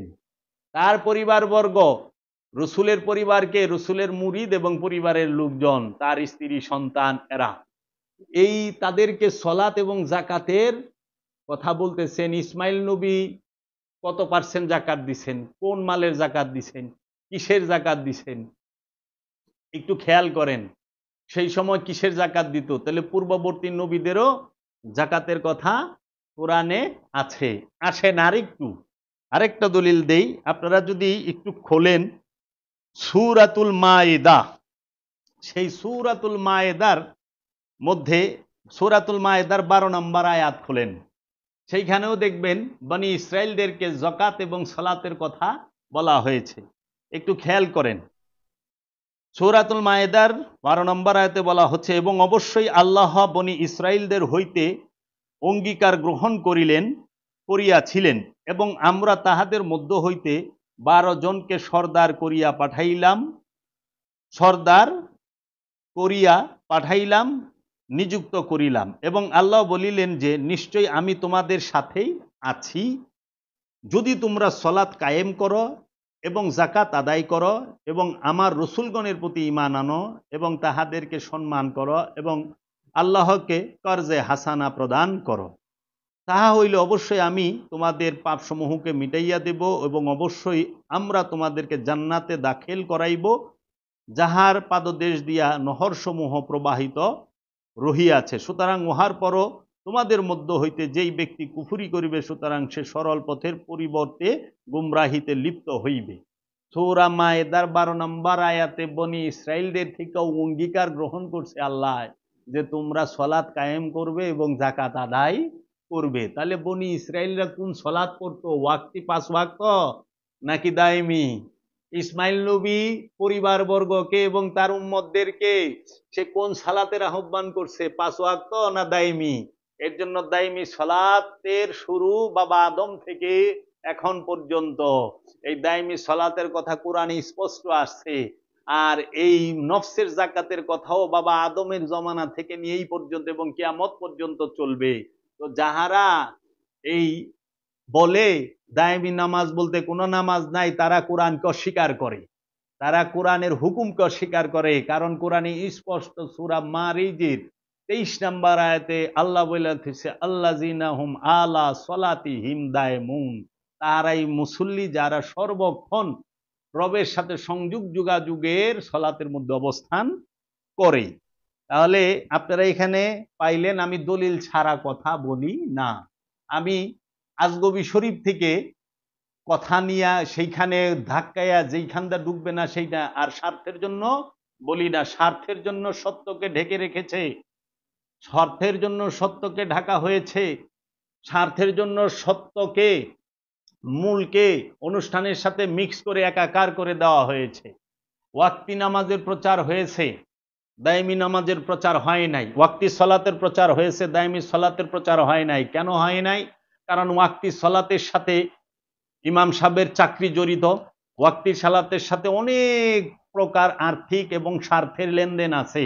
যেরকম টুপি পরলে টুপির একটা ব্যবসা আছে, পাঞ্জাবি পরলাম পাঞ্জাবির একটা ব্যবসা আছে, আমি পাগড়ি পরলাম পাগড়ির একটা ব্যবসা আছে, আমি ইমামতি করলাম সেখানে আমার একটা বেতন আছে, মসজিদি করলাম সেখানে বেতন আছে, এবং মসজিদ নির্মাণ করতে অনেক কিছু লাগে। সমস্ত কিছুর যুক্ত দেখেই ওয়াক্তি সলাতের বিষয়টা তাহারা বেশি প্রচার করে, যেখানে তাদের স্বার্থটা অতিরিক্ত পরিমাণে বেশি। দায়মি সলাতের সাথে কোনো স্বার্থই নাই, কারণ দায়মি সলাতের ইমাম ওলিয়ে কামেল, দায়মি সলাতের ইমাম আপন মুর্শিদ আপন রসুল। এখানে আজানের বিষয়, সেটা মুর্শিদ আজান দিবে, আহ্বান করবে সত্যের দিকে আসো, সলাতের উপরে জীবিত হও, কল্যাণের উপরে জীবিত হও এবং আসো নিজে সাক্ষী হও। অন্যের সাক্ষী শুই না তুমি সন্তুষ্ট থাইকো না, তুমি নিজেও সাক্ষী হও যে মুহাম্মদ সাল্লাল্লাহু আলাইহি ওয়াসাল্লাম আল্লাহর রসুল এবং আল্লাহ এক, তুমি সাক্ষী দাও। সেই শিক্ষা আল্লাহর ওলিরা দিয়ে থাকেন দায়মি সলাতের মাধ্যমে। কামেল ওলিরা, ঢঙ্গিরা না, আরবি জানা ওলিরা না, আরবি জানা পিসাবরা না, লেবাসদারি পিসাবরা না, আল্লাহর কামেল ওলিরা। এই আল্লাহর কামেল ওলিরা তারা মানুষকে হেদায়েতের শিক্ষা দেয়। আর যারা নাকি ঢঙ্গি ওলি সাজছে তারা ব্যবসা বাণিজ্য কইরা রাজা হওয়ার চিন্তায় থাকে। তো কাজী এই মালের জাকাতের প্রচার ব্যাপক পরিমাণে হয়েছে, নফসের জাকাতের কথার প্রচার হয় নাই। কেন? নফসের জাকাতের সাথে রসুলকে যে জাকাত দিতে হয়, রবকে যে জাকাত দিতে হয়, এই জাকাতের কথা প্রচার হলো না। কেন? কারণ ওটার মধ্যে স্বার্থ নাই। আর মালের জাকাতে স্বার্থ আছে, সব আমাকে বাইতে আইব, আমাকে হেনে ডুববো, প্রচার করো ফজিলত। এইভাবে আমিত্বের কুরবানি, মনের মধ্যে যে পশু হিংস্র দানবের মতো হইয়া রইছে, সেই পশুকে জবাই করার কথা কেউ বলে না, বনের পশুকে জবাই করার কথা বলে। কারণ বনের পশু জবাইয়ের সাথে অনেক মানুষের অনেক উপকার আছে, এটা করতে হবে, অস্বীকার করা যাবে না। অনুষ্ঠানকে অস্বীকার করা যায় না। অনুষ্ঠান যদি বাদ দেন সত্যের সন্ধান পাওয়া মুশকিল হবে। অনুষ্ঠান লাগবে, কিন্তু আপনার জানতে হবে কোনটা মূল কোনটা অনুষ্ঠান। তাই অনুষ্ঠানকে বুঝার জন্য, মূলকে বুঝার জন্য অনুষ্ঠান। তাই আপনি মনের পশুকে জবাই করে, মনের পশুকে কুরবানি করে আপনি হবেন আল্লাহর দিদার প্রাপ্ত। আর বনের পশুকে জবাই করলে আপনি গুস্ত খাইতে পারবেন, কিন্তু আল্লাহর দিদার পাইবেন না। এর জন্য আমরা যেন মনের পশুকে আগে জবাই করি, মনের পশুকে করো জবাই, পশুরা বাঁচে, বাঁচে সবাই। তাহলে এই জাকাতের বিষয়টা হাকিকি নফসের জাকাতের বিষয়টা প্রচার হইল না, সাদকাকে জাকাত হিসাবেই সমাজে প্রচলিত করলো, আমরাও মেনে নিলাম। তাই আমি আহ্বান রাখবো যে আপনারা এই সাদকাটা অবশ্যই অবশ্যই দিবেন, বেশি বেশি পরিমাণে সাদকা করবেন, এবং আত্মীয় স্বজন প্রতিবেশী সবার দিকে আপনারা যারা বিত্তবান তাহারা সুন্দরভাবে তাকাবেন। এবং আমি আপনাদের কাছে আরেকটু বলি যে এই জাকাত এটা কিন্তু ধনীকে দিতে বলে নাই আল্লাহ। আল্লাহ কোরআনে কোথাও বলে নাই হে ধনীরা তোমরা জাকাত দাও। আল্লাহ বলছে ইয়া আইয়ুহাল্লাযীনা আমানু আকিমুস সালাত ওয়া আতুজ যাকাত, হে আমানুরা তোমরা জাকাত দাও। এখন মানুষ সমাজে এমন করছে যে ইবাদতের যে মূল 5টা ভিত্তি, স্তম্ভ, পিলার, এই 5টা কি? ঈমান। আপনি যদি ঈমান হলো মূল বিষয়, সালাত, যাকাত, সিয়াম, হজ, কুরবানি, এই 5টা মূল বিষয় পরিপূর্ণ ঈমানে দাখিল হওয়ার জন্য সর্বপ্রথম মৌখিক ঈমান, জবানি ঈমান আনবেন, তারপরে সালাত করবেন, যাকাত দিবেন, সিয়াম পালন করবেন, হজ করবেন, কুরবানি করবেন। এই 5টা বিষয়ের সাথে আল্লাহ কি বৈষম্য করতে পারে মানুষে মানুষে? 5টার মধ্যে 2টা করব গরিবে, 3টা করব, 5টা করব বড় লোকে। কিরকম? গরিব কি কি করতে পারে? গরিব নামাজ পড়তে পারে আর জাকাত দিতে, আপনার রোজা করতে পারে। নামাজ আর রোজা করে গরিবে, আর বড় লোকে করে 5টা, নামাজও পড়ে, রোজাও করে, হজও করে, কুরবানিও দেয়, জাকাতও দেয়। এখন আল্লাহ কি বৈষম্য বান্দার মধ্যে করতে পারে? এটা হইলো অনুষ্ঠানের মধ্যে হয়, কিন্তু হাকিকতে এই বিষয়টা সার্বজনীন, সবার জন্য। এবং কে মানুষের জন্য সালাত কোরআন বলে নাই, কোরআন বলছে আমানুর জন্য সালাত, আমানুর জন্য যাকাত, আমানুর জন্য সিয়াম, আমানুর জন্য হজ, আমানুর জন্য কুরবানি। এই যে কুরবানি দেখেন আপনি, এখন বৈষম্য হয়ে গেছে কোথায়? 2টা গরিবে করা পারবো নামাজ আর রোজা, আর 3টা গরিব করা পারবো না। গরিবের থেকে বঞ্চিত হলে কিন্তু সওয়াব পাইব, সওয়াবের বেলা বরাবর, না করলেও সওয়াব। এটা কি হইতে পারে কখনো? কোরআন কি এইভাবে বলছে কোথাও? কোরআন বলছে যে আমানু। এখন আমানু কি ভিখারি যে ভিক্ষা করে সে হইতে পারে না? আমানি কি ঠেলা গাড়িওয়ালা হইতে পারে না? পারে তো। আমানু ঈমানের সম্পর্ক হলেও কলবের সাথে, সম্পদের সাথে না। ইবাদতের সম্পর্ক নফসের সাথে, কলবের সাথে, সম্পদের সাথে না। সম্পদ দিয়া ইবাদত হয় না। সম্পদ দিয়া কি হয়? আল্লাহকে রাজি খুশি করা যায়, মানব সেবা করা যায়, সৃষ্টির সেবা করা যায়। কিন্তু ইবাদত, দাসত্ব কিন্তু আল্লাহর জন্য। দাসত্ব আল্লাহ, আল্লাহর রসুলকে কেন্দ্র করে।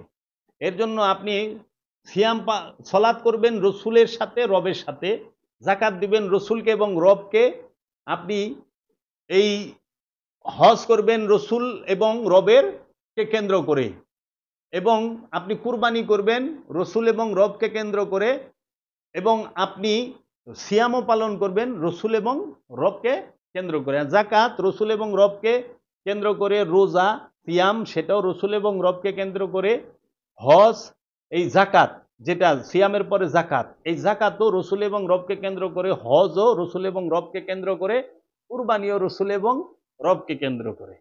আবার আপনি একটু খেয়াল করেন, দেখবেন যে সালাত করতে ইমাম লাগে আমাদের, হ্যাঁ, আমাদেরকে হজ করতেও ইমাম লাগে, কুরবানি করতেও ইমাম লাগে। 3 বিষয়ে ইমাম লাগে, 2 বিষয়ে আবার ইমাম লাগে না। যাকাত দিতে আমাদের ইমাম লাগে না, রোজা রাখতেও ইমাম লাগে না। রোজা রাখতে কেবলার দিকে হইতে হয় না, যাকাত দিতেও কেবলার দিকে হইতে হয় না, কুরবানি করতেও কেবলার দিকে হইতে হয় না। কেবলার দিকে হইতে হয় শুধু হজের বেলায় আর হইল সালাতের বেলায়। এই বিষয়গুলো আমাদের জ্ঞান গবেষণা করার দরকার। আমাদেরকে এই সমাজের মানুষকে কুরআনুল কারীম, কুরআনুল হাকিম, কুরআনুল মুবিন, কুরআনুল মাজিদকে গবেষণা করার দরকার এবং এই দেহ কিতাবকে পাঠ করার দরকার। কার কাছে গিয়ে? যিনি আল্লাহর মনোনীত একজন কামেল ওলি, যিনি আল্লাহর বন্ধু, তার নিকটে গিয়ে। এবং যখন আমরা এই বিষয়গুলো গবেষণা করব, আমরা সুন্দর সুন্দর জিনিস পাবো এবং আমাদের মধ্যে মনুষ্যত্বের জাগরণ হবে, আমাদের মধ্যে মানবতার জাগরণ হবে। আমি বললে অনেক কিছু বলতে পারি, অনেক কিছুই সংগ্রহ, কিন্তু এত জিনিস কম সময়ের মধ্যে কিভাবে বলি, আরো বলা প্রয়োজন ছিল। এই যাকাত সম্পর্কে আমাদের বিস্তারিত জানতে হবে। হ্যাঁ, এখন আপনি দেখেন, এখন মাহে রমজান বর্তমানে চলতেছে, ইংরেজিতে মার্চ মাস, 2025 সাল। গত 2 দিন আগে দুঃখের বিষয় বলি, মাহে রমজান মাস, হাদিস শরীফে আছে যে এই রমজান মাসে আল্লাহ রব্বুল আলামিন শয়তানকে শিকল দিয়ে বেঁধে ফেলেন এবং জাহান্নামের দরজাগুলো বন্ধ করে দেন, জান্নাতের দরজা খুলে ফেলেন এবং আমাদের মাদ্রাসার ক্যালেন্ডার দেয়, মসজিদ থেকে ক্যালেন্ডার দেয় মৌলভী মাওলানা সাহেব এবং বিভিন্ন ব্যবসায়ী পীর সাহেবরাও দেন তাদের মাদ্রাসার নামে মাল জমাকরণের লেগা, যে রোজা 30টি রোজার মধ্যে প্রথম 10 দিন, এটা হইল কি, প্রথম রহমতের 10 দিন, নাজাতের 10 দিন, মাগফিরাতের 10 দিন, তিনটারে আবার 30 দিনে ভাগ করে, বিভিন্ন ভাবে ভাগ করে এই রোজার মধ্যেই 20 রোজার দিকে আপনার জাকাতের রিসিপ্ট নিয়ে আসে জাকাত নেবার জন্য। ঠিক আছে, আনলেন। আমার কথা সেইখানে না, গত 2 দিন আগে মাদারীপুরে একটি গ্রামে একটি মসজিদের ভিতরে আপন 2 ভাইকে একদল সন্ত্রাসীরা তারা জবাই করে মেরে ফেললো রোজার ভিতরে। খুব সম্ভবত 6 রোজা কি 7 রোজার মধ্যে ঘটনাটা ঘটলো। আমি সংবাদে খবরে দেখলাম, বিভিন্ন চ্যানেলের খবরে, মাদারীপুরে 2 ভাইকে মসজিদের ভিতরে যায় 2 ভাই আশ্রয় নিছে মারামারির মধ্যে, তাদের 2 ভাইকে মসজিদে জবাই করছে এবং আপনি তাদের বাড়িঘর আগুন দিয়া পোড়াই দিছে। আচ্ছা, আর সবচেয়ে মর্মান্তিক ভয়াবহ বিষয় যেটি, সেটি হইল 6 বছরের শিশু, 8 বছরের শিশু মেয়ে, 6 বছরের শিশু মেয়ে, 8 বছরের শিশু মেয়ে এবং গর্ভবতী নারী, তাহারা এই রমজান মাসে নরপিশাচ যারা আছেন, এই নরপিশাচ, এই মানুষরূপী পিশাচদের দ্বারা ধর্ষিত হচ্ছে। এবং বাংলার জমিনে এই রোজার মাসে অনেক ধরনের এই আপনার দর্শনের ঘটনা ঘটতেছে। এবং গাজীপুরে খবরে দেখলাম এক ইমাম সাহেব, সে তার মাদ্রাসার ছাত্রকে বলৎকার করেছে। জাতির কাছে প্রশ্ন, জাতির বিবেকের দুয়ারে প্রশ্ন, জাতি, এই বাঙালি জাতি, মুসলমান জাতি কি অন্ধ হয়েছে?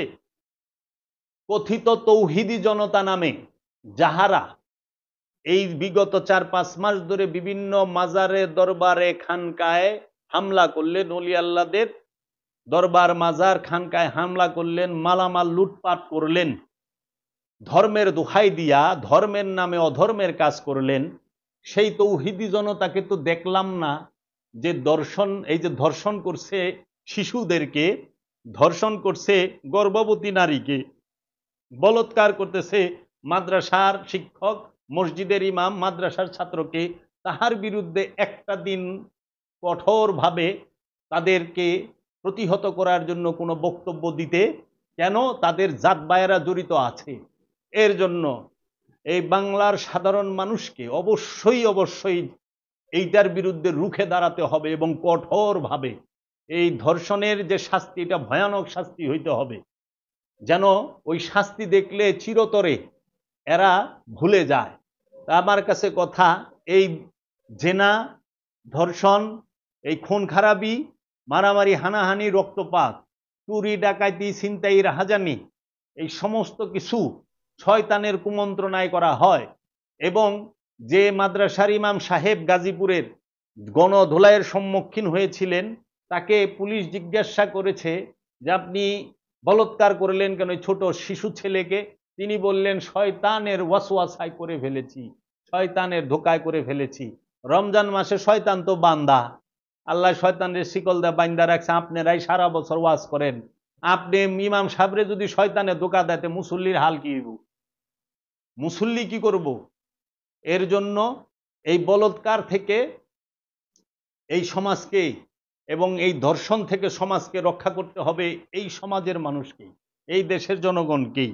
কুরআনুল মাজিদে মুসল্লির 8টা গুণ বলা হয়েছে। সেই মুসল্লির 8 গুণের বলা হয়েছে সূরা মারিজের মধ্যে। সূরা মারিজের মধ্যে যে মুসল্লির 8 গুণ, এই মুসল্লির 8 গুণের মধ্যে 4 নাম্বার যে গুণটা, যে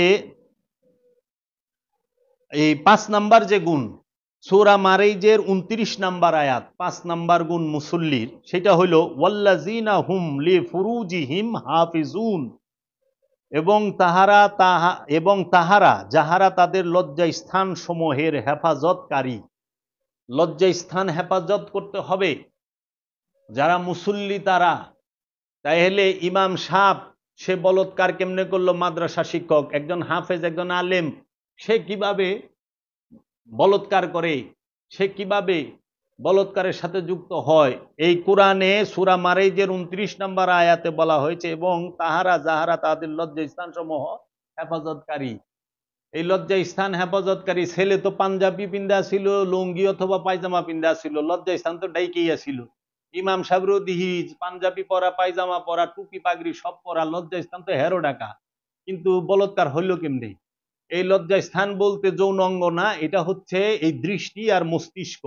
দৃষ্টির মধ্যে যদি খারাপ থাকে আর মস্তিষ্কের মধ্যে যদি খারাপ ভাবনা থাকে, বরকা দিয়া না, লোহা দিয়াও যদি প্যাকেট বানায় মায়ারা রাইতে রাস্তায়, সন্ধ্যায় রাস্তায়, দিনে রাস্তায় হাঁটে, তারপরও তারা বিপদের সম্মুখীন হইব। দরকার হইলে লোহা কাইটা লইবে দর্শকেরা।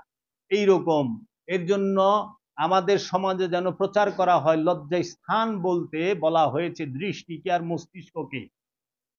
যার দরুন আজকে দেখেন একটা 6 বছরের শিশু, সে তো শিশু, তার দর্শন হওয়ার কারণ কি পোশাক? অনেকে বলে, এবং কিছুদিন আগে দেখলাম ঢাকা ইউনিভার্সিটিতে এক জাহেল সে এক নারীকে কুরুচিপূর্ণ মন্তব্য করেছেন, তার দরুন তার বিরুদ্ধে মামলা হয়েছে, তাকে থানায় আটক করা হয়েছে। কিছু তৌহিদি জঙ্গল, এই তৌহিদি জনতারা তারে মুক্ত করার জন্য থানা ঘেরাও করছে এবং তারে বাইর কইরা মাথায় পাগড়ি, গলায় ফুলের মালা, আর তার হাতে দিছে কুরআনুল মাজিদ। মনে হয় উনি মাত্রই ফাজিল পাশ করে বাইরে এলেন, পাগড়ি পরায় দিছে। বড় বড় আলেমগোর সাথে তাগই কেন? আপনাকে ইসলাম কখনোই কাহার উপরে বল প্রয়োগ করার অধিকার দেয় নাই। ইসলাম কি? শান্তি। বল প্রয়োগ ইসলামে নাই। আপনি পর্দা সম্পর্কে সতর্ক করা যায়, পোশাকের শালীনতা বজায় রাখতে হয়, সেই সম্পর্কে সতর্ক করা যায়। এমনও হয় যে অন্য ধর্মের মানুষও হাঁটে, তা আপনি কি অন্য ধর্মের মানুষও জোর করে আপনার পোশাক পরাই দিবেন? এই বল প্রয়োগ তো ইসলামে নাই। আমার একটা ঘটনা বলতে হয়। এক লোক এক আল্লাহর ওলির দরবারে, আল্লাহর ওলি তো সার্বজনীন, সবার জন্য আল্লাহর ওলির দরজা খোলা, তা আল্লাহর ওলির দরবারে আপনার মুসলমান আসে, খ্রিস্টান আসে, হিন্দু আসে, বৌদ্ধ আসে, ইহুদি আসে, এমনকি যারা ধর্ম মানে না তারাও আসে। আপনি যদি আজমির শরীফে যান, কয়েক কোটি দেখবেন অন্য ধর্মের মানুষ এখানে ওরসে আসে। আল্লাহর ওলিদের জাত থাকে না, যার জাত আছে সে আল্লাহর ওলি না, সে মৌলবী সাহেব। আল্লাহর ওলি সার্বজনীন। আল্লাহর ওলি হচ্ছে মানব জাতির মিলন কেন্দ্র, মাসাবাতান লিন্নাসে, মানব জাতির মিলন কেন্দ্র, জিন্দা কাবা। এই আল্লাহর ওলির দরবারে এক খ্রিস্টান লোক তিনি গেছেন, বার আসিল শুক্রবার। এখন ঘোরাঘুরি করছে আল্লাহর ওলির দরবারে। শুক্রবার দিন তিনি দুপুরবেলা নামাজের সময় মসজিদের এন্দা ঘোরাঘুরি করতেছে, দোকান টোকানে গেছে। মুসল্লিরা আবার ওই আল্লাহর ওলিরে দেখা পারে না। অনেক মুসল্লি আছেন আল্লাহর ওলিরে দেখা পারে না, ওগুলারে সহ্যই করতে পারে না, তো খুব রাগ। জুমার নামাজ চলতেছে, ওনারা মসজিদের সামনে মসজিদে ঢুকে না, তো থাপাদা ধরছে, এই বেটা, জি নামাজ পড়স না কে? জুমার নামাজে মসজিদে যা। কয় কি কন? আমি মসজিদ আমকে যাবি না মানে? তুই কই আইসস? আমি বাবার বাড়িতে আইছি। খালি বাবা বাবা করে বেটা, আল্লাহ আল্লাহ কর, দাও মসজিদে যাবি। কই কি কন, আমি মসজিদে যাম কে? কই কে, তোর নাম কি? আমার নাম পিটার। এই তোর নাম কি? কয় পিটার। ও তুই খ্রিস্টান? হ্যাঁ নি খ্রিস্টান আহে, হে আমি তাইছি। এখন আমাদের সমাজের এই হাল যেন না হয় যে আমরা মানুষ চিনলাম না, বুঝলাম না, সেই মানুষটাকে বল প্রয়োগ কইরা আমরা বরকা পিন্দা দিমু অথবা মসজিদে টাইনা লয়ে যাবো, সেটা না। আগে তার পরিচয় জানি, তিনি কোন পরিবেশে আছে সেটা জানি। আমরা যেন কারো উপর বল প্রয়োগ না করি। বল প্রয়োগ করেন না, জান না যারা দর্শন করছে তাদেরকে ধরেন, তাদের বাড়ি ঘরে আগুন দেন, তাদেরকে বিচারের মুখোমুখি করেন, তাইলেই তো সোজা হয়ে যাইব। যারা বলৎকার করছে, যেখানে বলৎকার হইছে, বলৎকার যে মাদ্রাসায় হইছে ওই মাদ্রাসাটা তো ভাঙলেন না। বলৎকার যে মৌলবী করছে তারে তো কিচ্ছু কইলেন না। একজন মৌলানা রে দেখলাম না বাইতুল মোকাররমের উত্তর গেটে দাঁড়ায়া বলৎকারদের বিরুদ্ধে একটা স্লোগান দিতে, একদিন একটা মিটিং করতে, সেটা দেখলাম না। কেন? এর কারণ কি? উল্টো ইনারা নারীদের প্রতি বিদ্বেষমূলক ওয়াজ করেন। নারীদের প্রতি বিদ্বেষমূলক ওয়াজ করতে করতে আর এই বিকৃত, এই বিভৎস যে আপনার কুরুচি সম্পূর্ণ যে সমস্ত ভিডিও মানুষ এখন সমাজে প্রচলিত ব্যাপকভাবে ছড়ায় গেছে, তার কারণে আজকে বাংলাদেশে এত ধর্ষিত হচ্ছে মা বোনেরা এবং ছোট্ট শিশু। ওই 6 বছরের শিশু, 8 বছরের শিশু কখনোই আপনার গিয়ে পর্দার সাথে, পোশাকের সাথে তাদেরকে ফেলতে পারবেন না যে বেপর্দার কারণে ধর্ষিত হয়েছে। না, প্রত্যেকের স্বাধীনতা আছে। আপনারা বলেন হাত মোজা, পাও মোজা, বোরকা পইরেই থাকতে হবে। 1450 বছর আগে কোনো বোরকা ছিল না। 1450 বছর আগে কোনো হাত মোজা, পাও মোজা ছিল না। ছিল বস্ত্র, সেইটাকে সুন্দরভাবে দিয়ে রেখেছে। আপনার যদি সমস্যা হয় আপনি পর্দা করুন। আল্লাহ নারী এবং পুরুষ উভয়কে পর্দা করতে বলেছেন। আল্লাহর রসুল নারী পুরুষ উভয়কে পর্দা করতে বলেছেন, উভয়ের দৃষ্টিকে নত করতে বলেছেন, সংযত করতে বলেছেন। যত পর্দা খালি নারীর জন্য, পুরুষের জন্য পর্দা নাই। আপনারা এত চায়া থাকেন কেন অন্যের দিকে? আপনারা নিজের দিকে তাকান। আমাদের বর্তমান সমাজের হাল হয়েছে এইরকম যে আপনি অন্যায়, সে মুসলমানের কর্মকর্তা আছে না অপকর্মকর্তা আছে সেইটা দেখেন, কিন্তু আপনি নিজের দিকে দেখেন না। অন্যের বেলায় আপনি পাকা মুসলমান, নিজের বেলায় আপনি খবরই লন না। কেন? তৌহিদি জনতার নামে যারা মাজার ভাঙতে গেছেন তারা কি ঘুষ খান না? তারা কি সুদের কারবার করেন নাই? তাদের বাপদাদারা কি ঘুষ খায় নাই? তাদের ভাই বোনেরা, বোন জামাইরা কি সুদ খায় না, ঘুষ খায় না? তারা বছরে কয় ওয়াক্ত নামাজ পড়েন? তাহারা দিনের জন্য কি খেদমত করছেন? জীবনে কতদিন মানুষের সেবা করছেন? তৌহিদি জনতার নামে আমার বাড়িতে যারা হামলা করতে আসছেন, 13 জন আসামির মধ্যে 12 জন আছে বছরে আসার খায় কিনা সন্দেহ আছে মসজিদে। একজনে গাঁজা বিক্রি করে, গাঁজার ডিলার, সে আইছে আমার বাড়িতে তৌহিদি জনতার বেশ ধরে মাজার ভাঙার জন্য। একজনের বাপে দালালি করে, সে আসছে মাজার ভাঙার জন্য। আমি তৌহিদি জনতা গো দেহি তৌহিদি সুর, গরু খাসি সব চুরি করে লয়ে যেতেছে।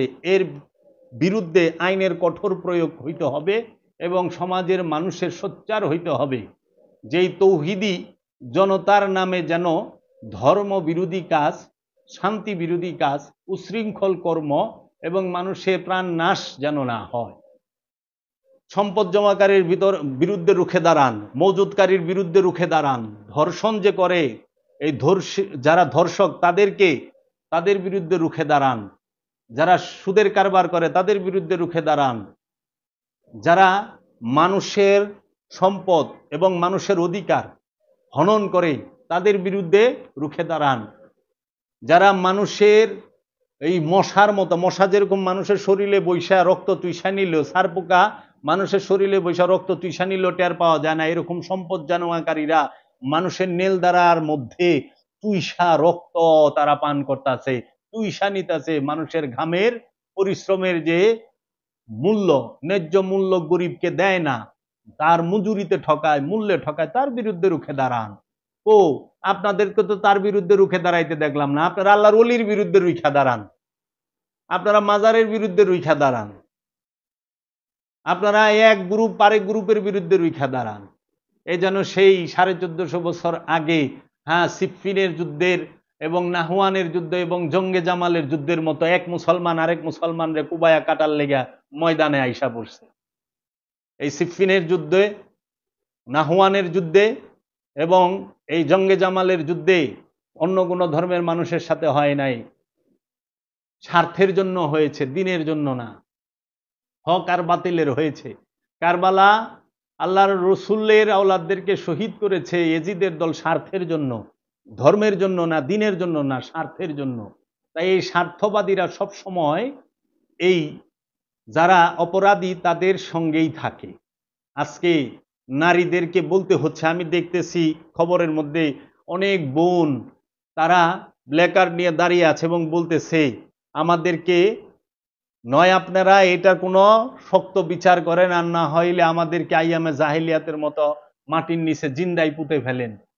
আমরা কি অপরাধ করেছি? সত্যিই তো এই নারীদের উপরে এত অত্যাচার, এবং নারীদেরকে নিয়ে যদি কোনো আলেম কেহই বিদ্বেষমূলক কোনো ওয়াজ নসিহত করে, ওইখানেই তাকে রুখে দিতে হবে। এই ধর্মের দোহাই দিয়া, কোরআন হাদিসের দোহাই দিয়া, যারা কোরআন হাদিসের দোহাই দিয়া, ধর্মের দোহাই দিয়া মা বোনদেরকে, নারীদেরকে ছোট করে কথা বলে, কটাক্ষ করে কথা বলে, তাদেরকে আইনের আওতায় আনা উচিত। আমি এই ব্যথাভরা মন নিয়ে আপনাদের সামনে অনেকগুলো কথাই বললাম। আপনারা আপনাদের শিশু সন্তানের প্রতি নজর রাখবেন, যত্ন নেবেন। আপনাদের শিশু সন্তানকে কাহারও কাছে যেতে দিবেন না, খুব সাবধানে রাখবেন। এই বলৎকার এবং এই ধর্ষক যারা, তাদের বিরুদ্ধে এই বাংলাদেশের মানুষ, এই বাঙালিরা আমাদেরকে সবার জাতি, ধর্ম, বর্ণ নির্বিশেষে রুখে দাঁড়াতে হবে। এটা আমরা আর সহ্য যেন না করি, আমরা সকলেই যেন এর বিরুদ্ধে রুখে দাঁড়াই, এবং সরকার মহোদয় যেন এর বিরুদ্ধে কড়া অ্যাকশন নেন, এবং মানুষের স্বাধীনতাকে যেন একটা গোষ্ঠী সে বন্দি না করতে পারে তাদের স্বার্থের বাক্সের মধ্যে।